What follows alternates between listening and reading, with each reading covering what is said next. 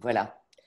Alors, c'est génial. Moi, je suis très contente de vous recevoir. Euh, L'objectif, alors le titre de la conférence, c'est comment exceller, Coach Winners, comment exceller dans l'abondance en 2020. Alors, merci d'être au rendez-vous. Moi, je suis contente, Alex. Et toi, tu es content de les accueillir? Réponds Ouais, pas. je suis hyper enthousiaste, c'est cool. Non, mais je pense que ça va être un bel atelier parce qu'on va vraiment traiter des deux parties, la partie vraiment coach et intrinsèque et aussi la partie entrepreneur parce qu'un coach, c'est également un entrepreneur. Donc, ça va être sympa, oui. Ouais. Donc, on a un objectif pour vous, c'est vraiment de vous apporter les clés, quelques clés vraiment pour exceller en tant que coach dans votre métier d'expert. Et vraiment, Alex va vous apporter toute la partie possibilité de développement, connaissances sur le terrain, parce que c'est très important de se visualiser. Ça ne se termine pas avec une certification, ça commence avec la certification. Et ce qui est important, c'est de vous apporter une vision de manière à pouvoir générer, dépenser et en ce sens. Alors, dans le groupe, c'est très intéressant parce qu'il y a des futurs coachs, des débutants, des personnes qui ne sont pas encore coachs et des coachs en activité. Me trompe-je? Non, c'est ça. Hein? Qui est-ce qui est en activité? On attend Emma. C'est parce que je pensais accueillir Emma aussi, qui n'est pas là pour le moment. Bon, elle va nous rejoindre. Alors, moi, j'échange tous les jours avec des débutants qui ne savent pas par quoi commencer. J'échange également avec des coachs en activité qui veulent vraiment se démarquer par une expertise très pointue, très spécifique. Et je vais vous en parler également. Et j'échange avec ces deux personnes, ces deux groupes de personnes qui essentiellement aimeraient déjà pouvoir avoir une vision claire des possibilités de développement de leur activité. Donc ça, c'est Alex qui va s'en occuper.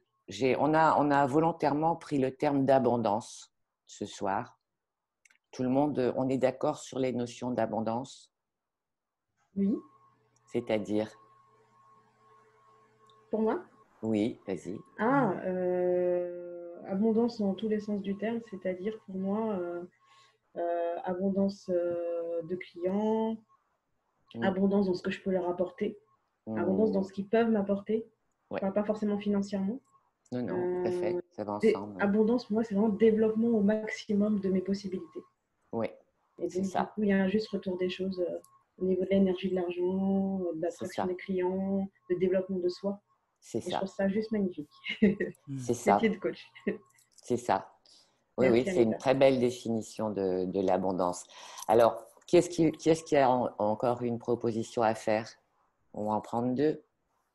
Comment ça se passe l'abondance? Qu'est-ce que c'est? Moi, je définirais, je le sens pas comme Cécile, comme toi. L'abondance, c'est parce que des fois, je m'y trouve un sentiment de désordre quand même carrément, qui me dérange pas, tu vois. Mais tu vois, tu disais Cécile, abondance, c'est avoir en abondance des clients ou des prospects. Ouais, je pense que c'est pas nécessairement. Enfin, je pense qu'il va falloir le gérer, ça aussi, si jamais ça nous arrive. Mais l'abondance, c'est pas nécessairement quelque chose qui définit un peu tous les attributs de ce qu'on veut mettre pour pouvoir exister dans ce métier. J'ai vraiment ce sentiment. Alors l'abondance, sur certains plans, comme tu disais, le fait d'abonder dans plein d'envie et surtout d'amener les gens avec abondance sur leur équilibre et leur meilleur sentiment de soi, mais entre autres. Mais après, il y a des abondances qui sont quand même dérangeantes. Alors, je vais rebondir sur ce que tu dis. Ouais. Je vais rebondir sur ce que tu dis parce que tu me tends la perche, en fait. L'abondance, et c'est très intéressant parce que lorsqu'on parle d'abondance, très régulièrement et de façon mécanique, je dirais, instinctive. Les gens font comme ça, tu vois, comme quelque chose qui se trouverait à l'extérieur. Ah, je voudrais l'abondance, tu vois. Or, on est bien d'accord que l'abondance, c'est quand même un processus interne. Il n'y a rien à l'extérieur. C'est comme lorsqu'on dit « Ah, j'espère que le ciel voudra » ou « Ah, que les dieux m'entendent », etc. Donc, rien que ce geste et rien que l'envie de faire ce geste, ça voudrait signifier que c'est quelque chose qui se trouve à l'extérieur. Or, l'abondance, c'est totalement ce processus de conscience, ce processus interne qui va dans un sens ou dans un autre. C'est une loi universelle, bien évidemment, donc, qui date de la création de l'univers. Et l'abondance, elle n'a aucune subjectivité, elle n'a pas de frein, elle ne réfléchit pas, elle est ou elle n'est pas. Elle existe en toi ou elle n'existe pas. Mais ce n'est pas elle qui va compter, qui va dire « Tiens, je vais donner 4 à Philippe et puis 3 à Cécile et puis tiens, 3 à Stéphanie ». Ce n'est pas comme ça l'abondance, elle ne réfléchit pas. Et l'abondance, ce n'est pas mental, en fait. C'est vraiment un processus de conscience intérieure. Et qui dit processus, dit par étapes successives et chronologiques, dans l'ordre. C'est-à-dire que si tu fais focus sur ce qui ne va pas, ou sur tes manques, ou sur, tu vois, toutes ces pensées, hein, ce bocal mental qui cavale sans arrêt, si tu fais focus là-dessus, bien évidemment, tu vas attirer l'abondance de choses qui ne vont pas. Ça, c'est une réalité. Encore faut-il y mettre de la conscience. Et si tu décides de faire focus, mais en conscience, hein, tu fais le choix, plus exactement, de faire focus sur tout ce qui va bien, sans tomber dans le béni oui-oui, ni les petits oiseaux, les petits nuages, etc. Tout est beau dans un monde parfait. C'est pas ça. Hein. C'est vraiment en conscience. En conscience. C'est la sœur, hein, de l'abondance, la conscience. En conscience, tu poses une intention sur tout ce qui va bien et sur tout ce que tu peux réaliser. Parce que ce n'est pas la loi de l'abondance qui va te dire « Ah non, non, non, ça, ce n'est pas possible ». Il n'y a que toi pour émettre des freins. D'accord ? Alors, je ne vais pas faire un pitch plus long sur l'abondance, mais c'était juste pour que nous parlions de la même chose, hein, pour qu'on aille dans le même sens, pour qu'on aille dans le même sens sur cette loi de l'abondance qui fait référence à une série de croyances, hein, que nous contenons, liées bien évidemment, étroitement liées à la qualité de nos pensées. Et donc, selon les lois de l'abondance, il est probable que vous ayez du succès là où vous pensez que vous pouvez l'atteindre. Retenez bien cette phrase. En fonction de la qualité de vos pensées et de vos intentions, il est probable que vous ayez du succès là où vous pensez que vous pouvez l'atteindre. Et quand je dis vous pensez, ce n'est pas du mental. Hein. Je vais vous confier ma devise. Parce que les fois où ça ne marche pas, c'est que je suis en accord. Je n'ai pas mis suffisamment de conscience, puis je n'ai pas fait des vraies demandes. Hein. Et je suis quelqu'un de très terre à terre. Demander l'impossible, par exemple. Voilà, ça c'est ma devise. Demandez l'impossible. Est-ce que vous pensez à demander l'impossible ? À part vos propres freins, à part vos propres proportions, hein, dans les demandes. Demandez l'impossible et vous allez voir, vous allez recevoir l'inespéré. C'est beau. Vraiment, je vous encourage dans cette voie. Et tous les étudiants qui sont dans le programme vont manger de l'abondance chaque jour, à chaque cours, pardon. Donc, on parle d'abondance. Effectivement, Cécile, c'est vraiment donner donner à son client, se donner à soi-même et donner à son client idéal. Et là-dessus, je passe la parole à Alex sur le client idéal. Ok, merci pour cette belle intro, Anita. Merci à vous d'être présents, c'est top de vous voir. J'en connais certains, j'en connais pas d'autres, mais on va prendre le temps de faire connaissance.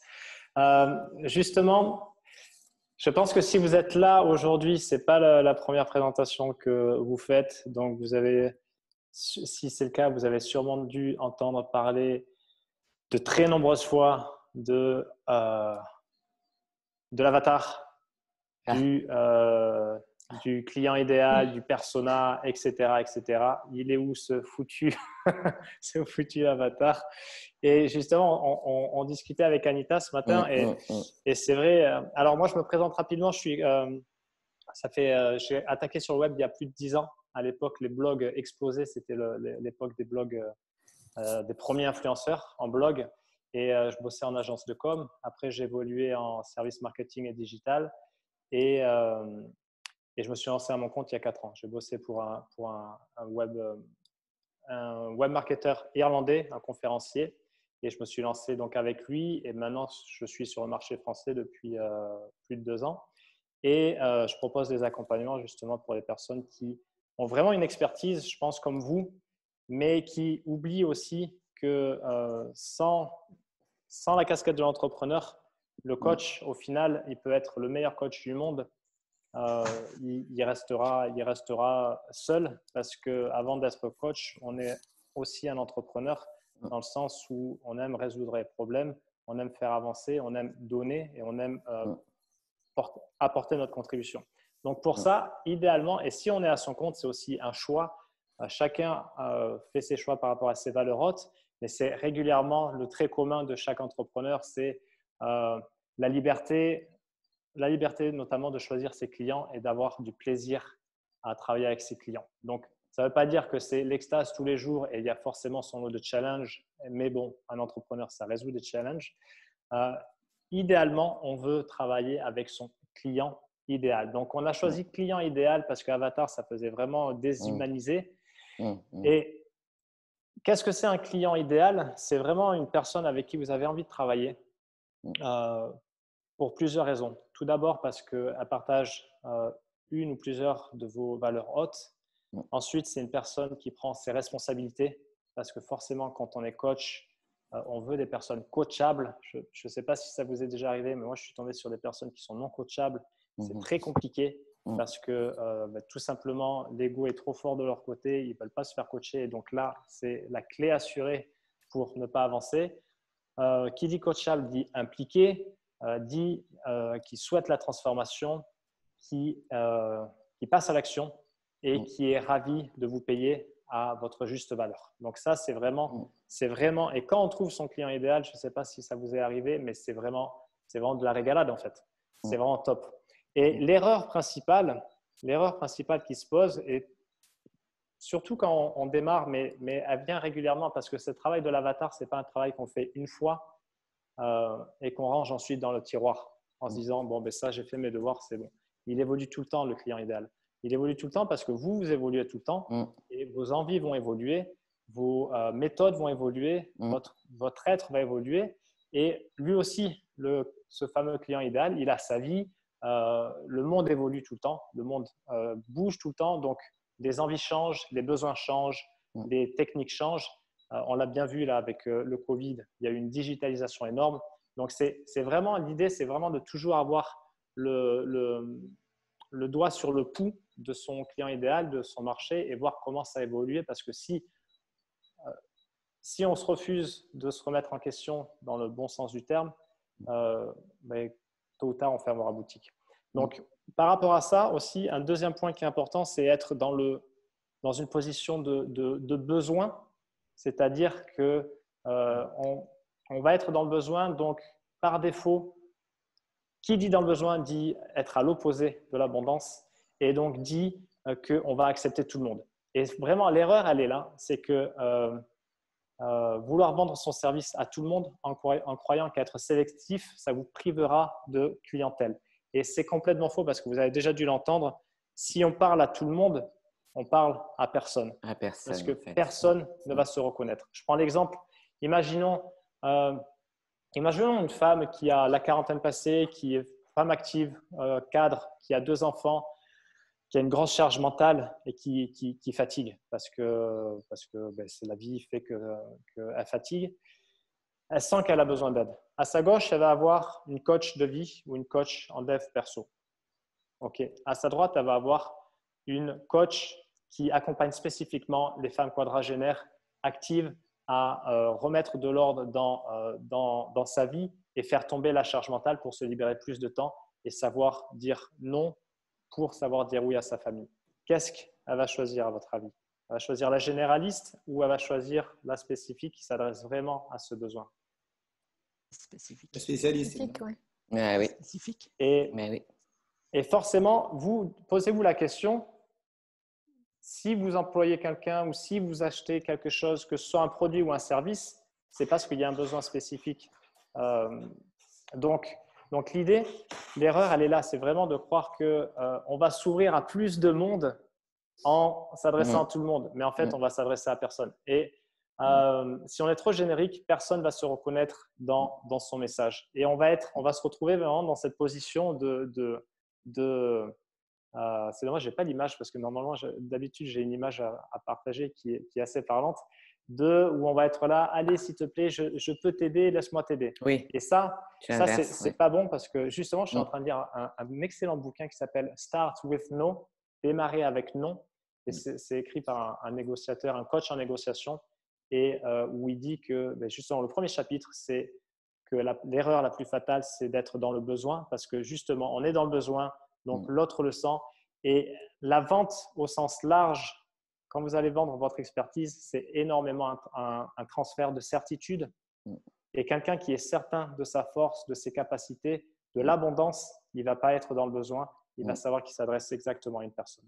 Donc, la solution ici, ça sera vraiment d'être le plus spécifique possible, sans non plus en faire des tonnes, parce que par exemple, c'était quand on est jeudi, hier, j'ai échangé avec un ami qui marche bien, qui fait un joli chiffre d'affaires, et il me disait « Oh là là, Alex, je crois que je ne connais pas mon avatar, ça me gonfle. » Et il passait des journées, il se cassait la tête. On a parlé 20-30 minutes, et en fait, je lui dis « Mais en fait, tu l'as, ton avatar. » C'est juste qu'en fait, il voulait encore plus. Donc, des fois, on se prend la tête en croyant qu'il faut le définir de façon démographique, dans le sens où voilà, il habite en ville, il a tel âge, il est marié, il est cadre, nanana. Et on occulte complètement en fait la partie émotionnelle, celle qui est peut-être la plus importante, celle qui fait que la personne va passer à l'action, celle qui fait qu'il y a des fiertés, il y a des hontes, il y a des désirs, il y a des besoins, et quelque part, ça suffit. Je vais donner l'exemple. J'ai supervisé une cliente là ces 6 derniers mois qui cartonne, qui est dans l'immobilier. Donc, elle est dans le grand domaine on va dire, de la richesse. En gros, il y a 3 domaines. Richesse, santé et relations, parce qu'on veut tous être riches, en bonne santé et être aimé. Là, c'est clairement les 3 sont là. Donc, si on part sur le grand domaine de la richesse, il va y avoir plein de sous-domaines. Il va y avoir la bourse, il va y avoir la crypto, il va y avoir l'immobilier, il va y avoir le marketing, il va y avoir l'entrepreneuriat. Elle est dans le sous-domaine de l'immobilier. Ensuite, on descend encore d'un cran, elle fait de la sous-location. Et sa niche, c'est les femmes musulmanes qui n'ont pas accès au crédit pour X raisons, mais notamment pour des raisons de précarité et de discrimination. Donc, sa niche, c'est ça. C'est la femme musulmane. Après, elle s'est amusée à décrire son avatar, son client idéal. Elle lui a donné un prénom, elle a dit qu'elle avait 2 enfants, qu'elle était dans telle situation compliquée et qu'elle avait tel désir. Voilà, elle ne peut pas avoir accès au crédit parce qu'elle a un petit salaire, mais elle a envie d'aller plus loin et de plus pour ses enfants. Ça, une fois qu'elle a établi, c'est top parce que quand elle prend la parole dans ses communications, quand elle crée du contenu, elle s'adresse exactement à cette personne comme si c'était une amie.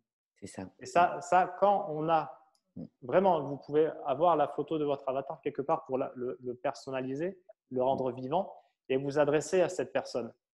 Mais cette personne, elle peut, si elle a 25 ans ou si elle a 50 ans, si elle est célibataire ou si elle est mariée, quelque part, les problématiques émotionnelles vont être les mêmes. Donc, on va s'adresser à une niche tout en parlant à sa copine, en fait. Et ouais, c'est ça. Enfin, le truc de niche, j'aime pas non plus. C'est comme l'avatar. Ouais. Mais tu as raison.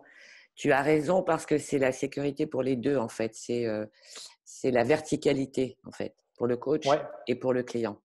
C'est vraiment, voilà, ça donne vraiment c'est une impulsion pour le coach et c'est une merveille pour le client parce que le coach sait exactement comment parler à son client idéal. Ouais.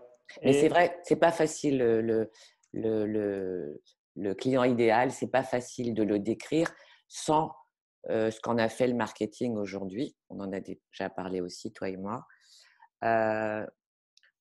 Perso, moi, ce qui me dérange dans le marketing, le vulgaire marketing, c'est que le client idéal, en fait, il est transformé en objet.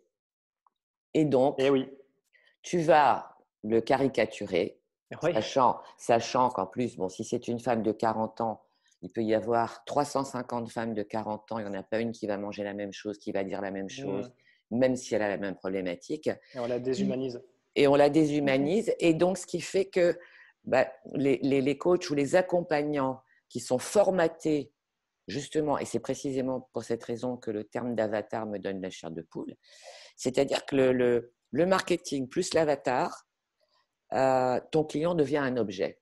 Donc, toute la partie subtile, toute la partie humaine, toute la partie vibratoire, toute la partie intention, que ce soit celle de l'accompagnant ou celle de la personne accompagnée, sont occultées.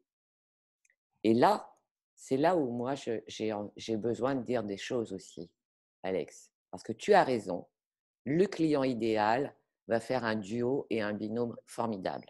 Tu le connais par cœur, toi, en tant que coach, et ton client va comprendre que tu connais très, très bien sa problématique.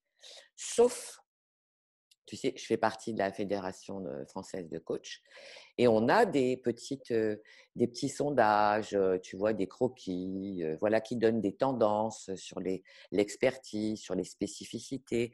C'est pour ça que je parle des métiers du coaching, parce qu'il y en a, voilà, ils sont nombreux.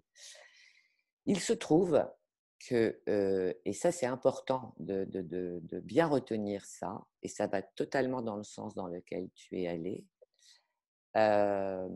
il se trouve qu'il existe 3 critères. Oui, 3 critères. Et vraiment des critères assez chouettes parce que ça va toujours dans le sens de la progression, de l'évolution et du travail sur soi du coach. Mais quand travail sur soi, c'est permanent, c'est continu, c'est une joie.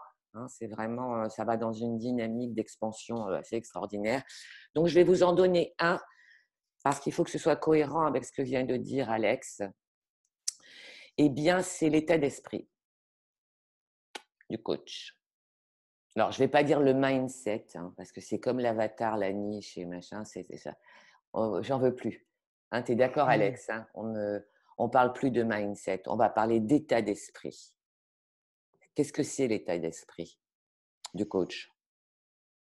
Eh bien, c'est tout simplement la qualité, je reviens à l'abondance tout à l'heure, la qualité de ses pensées, la qualité de ses émotions qu'il aura pris soin de travailler. Alors, on va se mettre d'accord. Des émotions, on en fabrique tous les jours. D'accord? Des petites, des grandes, des importantes, des moins importantes. Tous les jours, on fabrique un petit peu de colère parce que on a eu un interlocuteur un peu pénible. Tous les jours, on peut avoir une petite tristesse aussi par rapport à un événement, des choses comme ça. Donc, tous les jours, et c'est bien naturel, c'est un processus bien naturel, on fabrique des petites émotions tellement petites que nous ne prenons pas soin de s'en occuper. Sauf que une petite émotion, plus une petite, oh, je dis pas important, plus une petite, ça fait que lorsque ça s'accumule, eh bien, vibratoirement, c'est pas terrible. Il y a un petit manque d'énergie, il y a un manque de limpidité, il y a un manque de neutralité. Et tout ça, ça joue sur la vibration, que vous le vouliez ou non. Si ce sont des émotions négatives, on est d'accord. Toutes. Si ce sont des émotions que tu refoules et que tu contiens et que tu additionnes sans prendre le temps un jour, si tu veux, de dire, bon, soit je vais aller marcher 1 heure, soit je vais aller pleurer dans les bras de mon ami, soit, tu vois, que tu prennes conscience quand même, parce que c'est la vie. Tu sais, que tu sois coach ou pas, tu as des émotions, tu as des difficultés, tu as des choses à résoudre, tu traverses des épreuves et quand tu penses que ce qui va attirer ton client, c'est ta vibration, ton état d'esprit, eh bien tout ça, sur le plan physiologique, ça joue sur l'énergie, les émotions qui sont larvées. Par exemple, si ce sont des peurs, eh bien, je peux vous dire que 93% des peurs sont fabriquées par le mental. D'accord ? Et donc ça, toujours mettre de la conscience, surtout lorsque tu accompagnes quelqu'un. Surtout. Toujours mettre de la conscience, parce qu'à un moment donné, tu ne seras pas aligné. Qu'est-ce que c'est l'alignement ? On parle d'alignement. Qu'est-ce que c'est ? L'alignement, je vais vous donner une image pour l'alignement. C'est quelque chose, une énergie qui est extrêmement limpide, qui est neutre. D'accord ? Donc, ça nécessite quand même de s'être occupé de ses émotions. Hein. L'image, c'est, je ne sais pas dire autre chose pour l'alignement. C'est, tu vois, tu vas mettre une goutte d'eau sur ta langue et c'est tellement aligné qu'elle va arriver au gros orteil, direct. C'est ça l'alignement. Elle arrive. Tu te moques, Alex ? Elle arrive sur les gros orteils. Donc, quand tu dis que ton client idéal, tu as trouvé ton client idéal, que je t'ajoute qu'effectivement, c'est ton état d'esprit. Qu'est-ce que ça veut dire un état d'esprit ? C'est ça. C'est rien d'autre un état d'esprit. Le problème, c'est pas d'en avoir des émotions. Parce que si tu n'en as plus, c'est que tu n'es plus là. D'accord ? Ton job en tant que coach, ton job, ton alignement, justement, ton état d'esprit, tu dois en prendre soin de manière instinctive. Comme tu te brosses les dents, eh bien, tu prends soin de ton hygiène émotionnelle. Si tu n'en prends pas soin, même si ce n'est pas très grave, un petit chagrin, une petite colère, une petite humeur ou un petit truc comme ça, c'est pas très grave. Tu te dis, bon, c'est pas très grave. Sauf que si tu ajoutes, à un moment donné, poum, tu vois. Et donc, c'est ça qu'il faut retenir, c'est que c'est ton état d'esprit, ta vibration, des petites peurs, hein, peur de ne pas y arriver, peur de pas être à la hauteur, peur de ne pas savoir quel outil utiliser, peur de est-ce que je vais être suffisamment expert, est-ce que je vais donner comme je le souhaite à mon client, est-ce que je vais lui donner ce dont il a besoin et non pas ce que moi, je veux lui donner. Tu vois, toutes ces petites questions-là qui sont tout à fait légitimes. Eh bien, les petites peurs, on sait que les peurs, c'est les vibrations la plus basse, la peur. Si tu as accumulé, 3-4 petites peurs, ta vibration, elle n'est pas bonne. Elle n'est pas bonne. C'est la vibration la plus basse, la peur. C'est une vibration qui ne cohabite avec rien, qui ne cohabite pas avec la créativité, avec l'énergie, avec l'abondance, avec ton cœur d'expertise. Tu ne peux plus toucher tout ça quand tu es dans la peur. Donc, c'est ça, client idéal, oui, qui va demander, qui va vraiment vous demander d'être aligné. Et c'est ça la vibration. Ton client, il ne sait pas exactement qui tu es, mais il le sent. Ça ne se voit pas, ça ne se verbalise pas, ça se sent, c'est vibratoire. Je vais vous poser une question, ça vous est quand même déjà arrivé de dire « je ne sais pas pourquoi j'ai du mal avec cette personne ». Vous ne savez pas, vous n'avez pas échangé, il ne s'est rien passé, c'est vibratoire. Et ça, vous pouvez être sceptique, sauf que c'est un phénomène, c'est un principe de réalité. Vous pouvez être sceptique, bien sûr, et ne croyez rien de ce que je vous dis, expérimentez. C'est un principe de réalité. Vibratoirement, votre client est attiré ou pas. Vous avez la même boîte à outils, vous avez la même expertise, vous avez autant travaillé, vous avez autant la volonté, vous avez autant le désir d'accompagner votre client, ça ne marche pas. Expérimentez. C'est chimique, c'est sûr. C'est vibratoire. Ouais. Et donc, sachez qu'effectivement, ça vient de toutes ces pensées. Hein. On ne va pas revenir sur l'idée qu'effectivement, on a un cerveau qui carbure à 3000 à l'heure, 60 ou 80 000 pensées par jour et les mêmes. Donc, ça, c'est vraiment de mettre de la conscience, surtout en tant qu'accompagnant. Surtout. Vous avez vraiment j'allais dire le devoir, non, mais voilà, l'abondance d'apporter le meilleur. Eh bien, ça signifie la posture, la limpidité, la clarté, la fluidité. Et ça sert à ça, les supervisions. Ça sert à ça. Et comme tu disais tout à l'heure, Alex, effectivement, il y a plein de coachs qui se disent « Mais attends, je suis coach, je ne peux pas aller demander de l'aide. Je suis supposé accompagner des clients. » Tu vois ? C'est comme si le dentiste n'avait pas de carie. Tu vois ? Bah oui. Tu vois ? Moi, j'ai un ami qui était cardiologue, il a fait une attaque cardiaque. Il est parti. Non, mais c'est vrai. C'est pas des blagues. Ça m'a tellement choqué. Et c'est comme si tu disais, voilà, il est coach, il ne peut pas avoir de difficultés, il ne peut pas avoir d'émotions. Mais la neutralité, ce n'est pas inné. C'est un entraînement. La neutralité, ce n'est pas inné. La limpidité, la fluidité, ce n'est pas inné. Le premier client, ce n'est pas inné. Le premier accompagnement, ce n'est pas inné dans la posture et tout ça. Voilà. Ouais, de la même façon que tu l'as dit justement, de la même façon qu'on n'oublierait pas de se laver ou de se brosser tous les jours, c'est vraiment de notre devoir de ne pas oublier de travailler ce muscle de l'état d'esprit tous les jours. Parce que posture mettre intérieure. des citations inspirantes sur Facebook, c'est une chose, mais bosser ces équilibrages sur ces états d'esprit, voir le positif dans les situations négatives et inversement, et travailler sa visualisation, etc., c'est du boulot quotidien, quoi. Mais par contre, un truc à garder en tête aussi, c'est que ça peut paraître long, ça n'arrivera pas demain, ça n'arrivera pas dans un mois, mais garanti, dans 12 mois, il y a du changement. Dans 6 mois et dans 5 ans, c'est incroyable. Le truc marche. Encore faut-il se donner les moyens parce que… Ça marche, bien sûr que ça marche. Bien sûr que ça marche. Est-ce que je peux poser une question, Anita ? Oui, Emma, avec plaisir. Avec en quoi la conscientisation peut amener à la… Enfin, c'est quoi le phénomène que la conscientisation amène à la neutralité ? Eh bien, dès lors que tu prends conscience de la qualité de tes pensées, lorsque tu arrives, lorsque tu reçois ton client. Tout simplement, tu vois, j'essaie de répondre précisément à ta question. Vous connaissez quand même les piliers importants de l'accompagnement. Je dirais que c'est même le pilier, c'est l'écoute active.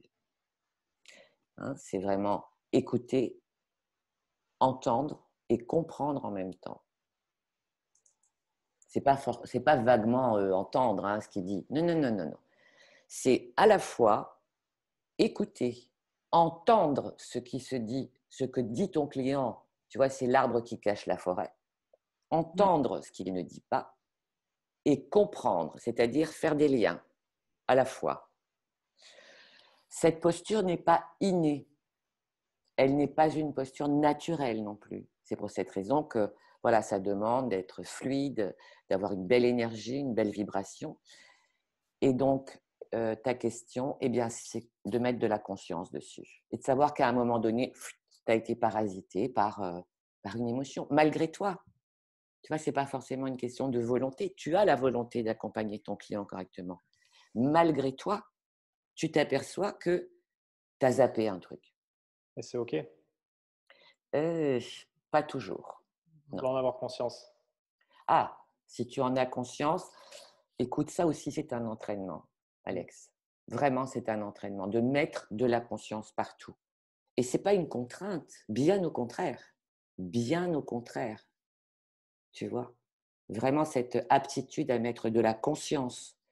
Je répète, c'est pas inné le premier client. C'est pas inné l'écoute active, même avec ta super boîte à outils, même avec une super volonté. C'est pas inné d'écouter, d'entendre, comprendre. C'est pas inné de recevoir tout ce que va te dire ton client et de faire le tri. En même temps, de faire le tri et de voir ce qui est vraiment prioritaire. C'est pas inné. C'est pas inné. Ça demande vraiment. C'est pas inné de faire des liens. Tiens, il m'a dit ça. Ah, mais oui, elle m'a dit qu'elle a mal dans le dos. Et en même temps, elle m'a dit que son mari a quitté le domicile conjugal, etc. Tu vois, comment je fais? Par quoi on pense? C'est un muscle. C'est un muscle. C'est comme la confiance en soi. C'est un muscle à réveiller. Exactement. C'est très juste. C'est un muscle à réveiller et c'est un muscle. Et si tu réveilles ce muscle, mais vraiment, tu le sens que c'est gagnant. Tu le sens que tu surfes vraiment sur ton métier. Vraiment. Et ça demande l'hygiène des pensées, l'hygiène des émotions. Ça demande vraiment cette limpidité. Tu dois être comme un lac calme. Calme. La vacuité, ça demande. La disponibilité. Tu es au service. Tu vois, j'aime bien cette expression, au service. Et la vacuité, ça se travaille. Et donc, ça se travaille aussi en supervision. Vraiment, c'est un endroit où tu déposes tes doutes, tes enthousiasmes, tu obtiens des repères, c'est un espace, c'est un temps et c'est une relation. C'est ton petit laboratoire, en fait. Et c'est là où tu grandis. C'est là où tu grandis. C'est les allers-retours de l'accompagnant. Hein. C'est je sais pas, je sais pas. J'ai su, mais je ne sais plus, ou je sais pas. Ah ben pourquoi ça a marché avec celui-ci et pourquoi ça ne marche pas avec celui-là, tu vois. Et à la fois, tu travailles, mais on le fera un peu plus tard, Alex, tu travailles ta singularité. Ce que tu vas faire, tu vas le faire à ta manière. Mais le premier ingrédient, c'est vraiment la conscience. C'est un métier de conscience. C'est pour ça que c'est le plus beau métier au monde. Là où tu mets de la conscience, il n'y a plus de souffrance. Oh, c'est beau. Mais oui, c'est là. Là où tu mets de la conscience, il n'y a plus de souffrance. Alex, je te cède la parole. Tu sais, il faut que tu m'arrêtes. Oui, mais je vais enchaîner, mais c'est vrai que cet exercice, je le fais de plus en plus d'équilibrage. Justement, poser de la conscience ou justement pour arriver à un point d'équilibre et comprendre qu'en fait tout est OK. Et c'est vrai que c'est un exercice qui change la vie réellement. Oui, c'est réellement gagnant. Oui. Justement, c'est intéressant parce que et du coup, ça me permet de faire de prendre la suite par rapport justement à ce travail de supervision. Et tu parlais de rendre service et de délivrer le service. Ça me fait rebondir sur la deuxième erreur qui est donc par rapport à son cœur d'expertise. Donc, tout simplement ce qu'on offre à l'autre, au client idéal. Et vraiment, on veut vraiment que ce soit une offre parfaite parce qu'on veut vraiment voir la transformation chez l'autre. Et justement, cette recherche de perfection quelque part, même si c'est une chimère parce que la perfection n'existe pas, ça peut souvent nous faire tomber dans l'erreur de surréfléchir en amont à son offre pendant X semaines et préparer vraiment un truc aussi massif qu'un mammouth sans jamais vraiment le proposer et en peaufinant vraiment son offre dans les moindres détails sans savoir au final si elle va plaire. Et c'est là où est l'erreur parce que la seule chose qui compte en fait, c'est que si on est coach, si on propose des accompagnements, c'est pour aider l'autre. Mais si on ne va pas à son contact pour savoir exactement ce qu'il veut lui, bien sûr. En fait, on crée un truc dans sa tête tout seul qui repose sur rien et qui peut-être ne répond pas à des besoins. C'est ça. Et c'est vraiment, on croit qu'on bosse, alors qu'en fait, c'est vraiment de la procrastination déguisée, souvent parce qu'on a peur vraiment d'aller se confronter à notre client idéal parce qu'on a peur de rejet, de ne pas s'assumer, etc. Du coup, on se dit, j'ai bossé sur mon offre, etc. Alors que en fait, c'est de la perte de temps, quoi. Et sans proposer son offre, ce qu'on a vraiment à offrir de mieux, sans se faire confiance non plus, à garder vraiment une certaine latitude, en faisant confiance à son intuition aussi. Et vraiment, y aller avec son flow. J'adore ce mot, je pense que c'est vraiment mon mot préféré en anglais, cette idée de flow. Elle est anglais, qu'est-ce que tu veux. Elle est indéfinissable en français, ce mot. Compliqué. Matelot sur les flots. Ouais. Il n'y aura aucun feedback et donc aucun moyen de savoir si ça plaira ou non. La solution par rapport à ça, c'est vraiment de créer une offre 1.0 un peu dans les grandes lignes et après s'atteler à aller la proposer pour ensuite co-créer.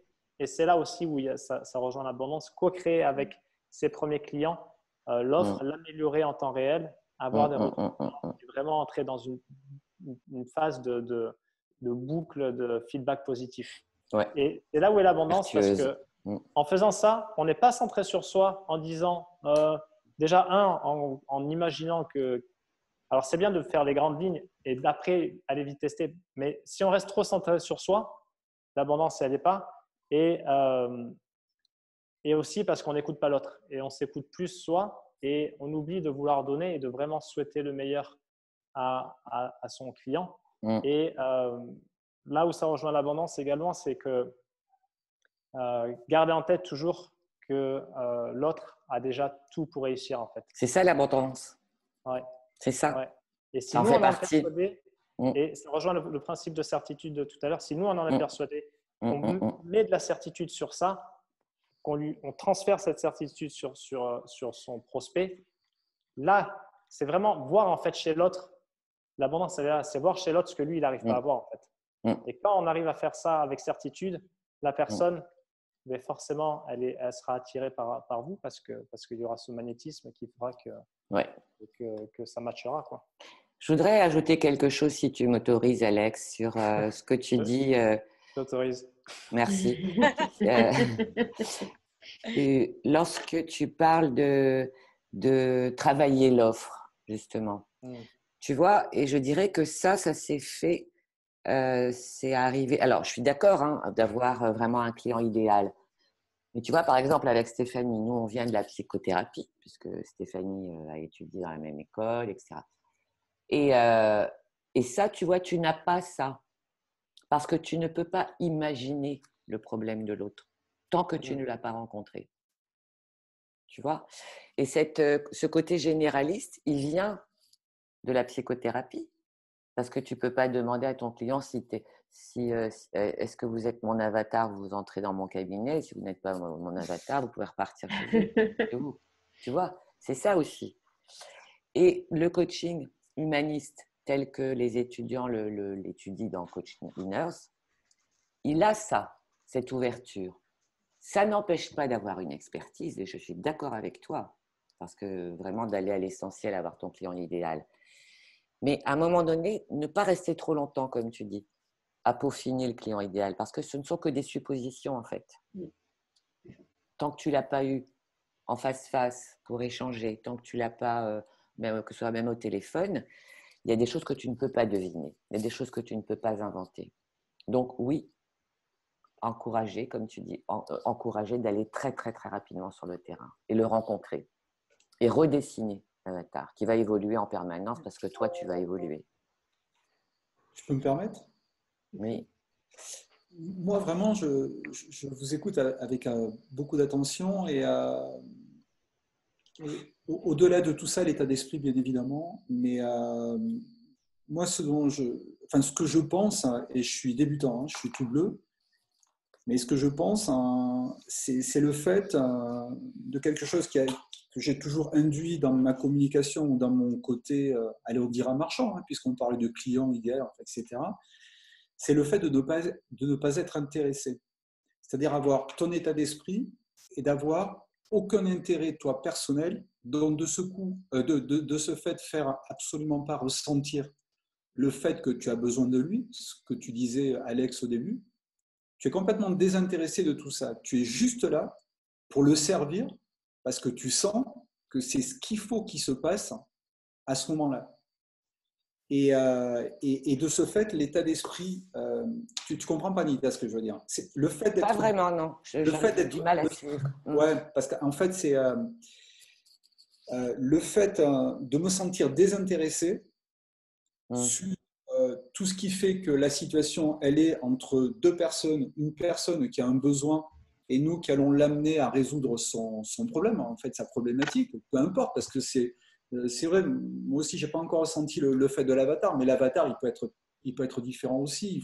C'est à nous adapter de toute façon, mais en tous les cas, nous, arriver avec une certaine distance, un certain désintérêt de tout ce qui est a priori, dans le premier a priori du client, les choses tout à fait classiques, ce dont justement il veut sortir. Le fait, l'argent donc, le fait de notre capacité à, le fait de ces choses. Tu choses parles là, du coach ou du client? Alors, pardon, Philippe. Le client, en fait. Oui, le client, il faut qu'il sente que nous sommes vraiment en position de désintérêt. On Pourquoi? est là. Ah. En fait, pourquoi? Moi, si tu veux, là où j'ai toujours été le plus heureux, c'est quand je sentais les gens venir vers moi parce qu'ils sentaient que c'était le bon endroit. Et c'était tout, en fait. Mais par contre, je comprends. Je comprends. Toujours... Ça se fait donc vibratoirement, c'est-à-dire qu'on n'est pas Absolument. obligé. Oui, c'est-à-dire que voilà, co-création. Je sais Absolument. que tu seras, voilà, je sais que tu seras la bonne personne et je sais que tu es le client que je souhaite accompagner. C'est ça que tu veux dire? Je veux faire ressentir le service total avec, si c'est pas toi, c'est un autre, ce que tu disais tout à l'heure, Alex. Si c'est pas toi, c'est un autre.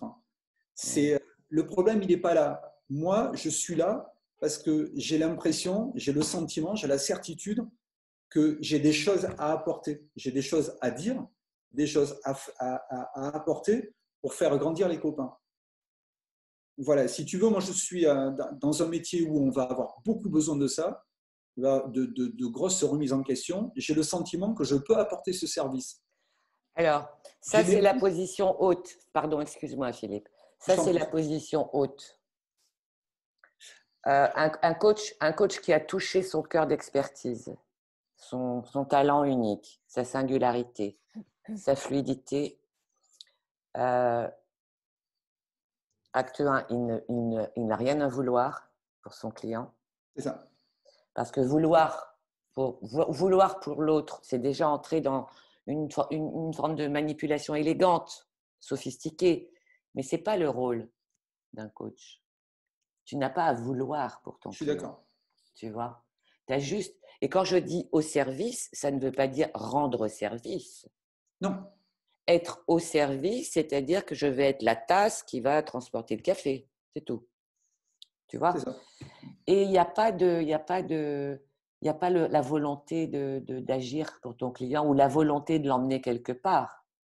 Il n'y a pas. Il n'y a pas. Tu vois? C'est beaucoup plus léger que ça, Philippe. C'est-à-dire que dès lors que tu as touché quelque chose de vertical en toi qui dit je sais, pas dans le sens péjoratif, hein, mais j'ai l'aptitude véritablement à répondre de la problématique et du désir de mon client et du besoin de mon client. Tu vois, j'ai cette aptitude. C'est OK. Il peut se tromper. Tu peux faire des allers-retours hein, sur un même entretien. Ce n'est pas interdit. Attention, être coach expert et fluide, ce n'est pas être parfait. Hein. Attention. Hein. Bien sûr. Ça n'a rien à voir. Hein. C'est d'être le bon coach face au bon client et la bonne personne éthique, expert, professionnel, etc., etc., avec une posture intérieure précise. Mais il n'y a rien à vouloir pour le client, tu vois. Alors, tu parles de tes copains. OK, donner des conseils aux amis, etc., c'est super chouette, mais ça n'a rien à voir avec le métier de coach. Sûrement. Rien à voir. D'abord, le coach ne donne pas de conseils. Le coach est neutre. Il est neutre. Il est neutre et précisément dans le cadre du coaching, tu vas bien préciser que ton client prend l'entière responsabilité de ses décisions pendant l'accompagnement. T'imagines un client qui vient te voir et qui rentre chez lui et qui dit, voilà, je divorce demain, tiens. Mon coach, il m'a dit que, voilà. Je dis, non, mais c'est grave. C'est très grave. Et ça arrive sûrement. Bien sûr que ça arrive. Donc, toi, si tu es un expert et un professionnel, vraiment, tu ne peux pas être à l'origine d'une décision prise en dehors de l'accompagnement. Bien sûr que tu vas prendre des décisions dans le cadre de l'objectif. D'accord? Et tout ça, il faut maîtriser tout ça. Mais tu n'es pas là pour donner des conseils. Parce que les conseils, ça passe par ton filtre à toi, ton mental à toi. Selon toi, ton client devrait faire ainsi. Mais ce n'est pas de toi dont il s'agit. Tu n'es pas la star, tu n'es pas le client. Tu es juste quelqu'un qui va permettre au client d'aller là où il a envie d'aller. Mais il a tout en lui. Et puis la dernière des choses, c'est une des clés aussi de la relation de coaching. Il y en a 10. C'est une des clés de la relation de coaching, c'est la validation de ton client, là où il en est aujourd'hui. La validation inconditionnelle. À toi tout seul, en tant que coach, tu es le fan club de ton client. Ouais, tu le définis comme ça. C'est pas moi qui le définis comme ça. C'est comme ça, ce métier. Comment veux-tu je m'enthousiasme, hein, attention, hein, je sais pas, quand on me chauffe un peu, j'aime bien. Et si tu veux, tu vas l'amener à prendre conscience de plein de choses. Tu vois, tu vas appeler sa conscience. C'est pas facile pour lui parce que il va être un peu déstabilisé dans ses croyances, dans ses certitudes, etc., etc. Ah donc, il faut qu'il te fasse confiance et qu'il sache très précisément que tu vas lui proposer, tu vas lui suggérer de faire ce qu'il y a de mieux pour lui. Tu vois?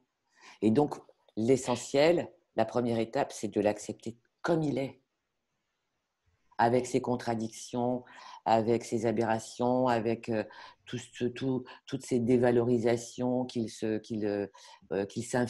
Tu l'acceptes, tu es inconditionnellement fan de ton client pour pouvoir l'emmener là où c'est le mieux pour lui. Donc, tu n'as rien à vouloir pour lui. Et la définition de vouloir pour l'autre, d'abord, c'est une illusion de contrôle. Hein, c'est un sentiment de toute puissance qui est une illusion totale. D'accord? Si tu dis « je vais changer mon client », tu es dans l'illusion de tout pouvoir. C'est très infantile. C'est comme le petit garçon qui croit qu'il va pouvoir s'envoler, comme Batman. Et donc, c'est vraiment s'effacer avec ses propres sacs poubelles, hein, ses propres casseroles à soi. Vraiment. Tes casseroles, elles n'ont rien à faire dans la relation de coaching. Vraiment rien. Tu es un passeur. C'est tout. Oui, il y a quand même des intentions. Tu es quand même dans l'intention. Tu as l'intention, d'emmener ton client là où il vient et il te balbutie un objectif qui l'empêche de dormir. Tu vois, ça fait 3 ans qu'il en rêve, il n'y arrive pas, il ne sait pas comment, il sait pourquoi, pour aller vers quoi, mais il n'y arrive pas. Et toi, tout à coup, tu vas lui dire, mais hey, tu as tout ça en toi pour y arriver. Tu te rends compte un peu? Hey, ça va aller, tu vas voir. Écoute Usain Bolt. Écoute ce Jamaïcain qui a battu 7 fois le record du monde, tu sais, en course. Écoute ce qu'il dit. Il a dit face au monde, et il a encore le record du monde. Hein. Face au monde, sur son podium, il a dit mes performances, je les dois bien évidemment à 50% à mon travail, à ma volonté, à mes entraînements, des nuits entières, des heures, et bref, et à sa souffrance aussi, parce qu'il en a bavé, et à 50% à mon coach qui m'a fait confiance et qui m'a toujours encouragé. Il n'a pas fait à la place. Il ne s'est pas levé la nuit pour s'entraîner. Il est arrivé en co-création. Non, c'est sûr. Tu vois, Philippe?